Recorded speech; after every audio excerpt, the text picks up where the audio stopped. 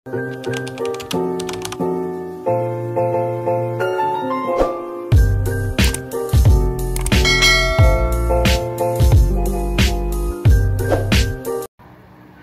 guys! Welcome back to my YouTube channel. For today's video guys, ay mag-unbox tayo ng aking purchase ng aking in-order sa TikTok. This is an eyeglasses kasi guys, magbabakasyon kami this 27 and then gusto ko magsuot ng sunglass kasi sobrang init dun sa probinsya guys.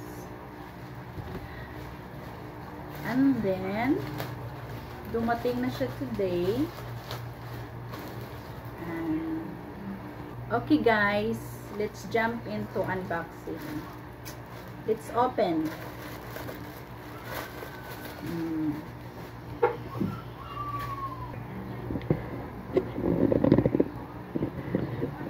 Ito ay galing sa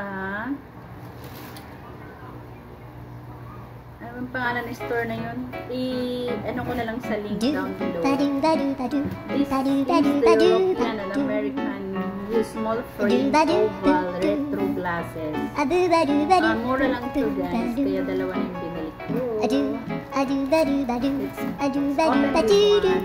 Tingnan nyo guys, ang ganda ng packaging nila.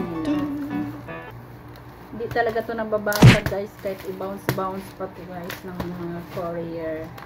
Well, I will open muna guys. Wow! Magagamit pa to guys, oh. Hindi mo to sirain. Magagamit pa yan. It comes with a pouch. Pwede natin ilagay dito yung ano natin. Uy, meron pa siyang kasama sa loob. I think meron pa siyang panglinis. Wow! Taray, may panglinis pa tayo guys. And then, dalawa kasi to, so tig-isa sila. I ordered color black. Oh, naka-plastic pa rin yan guys ha. Color black, this one. Let's see. Okay ba guys?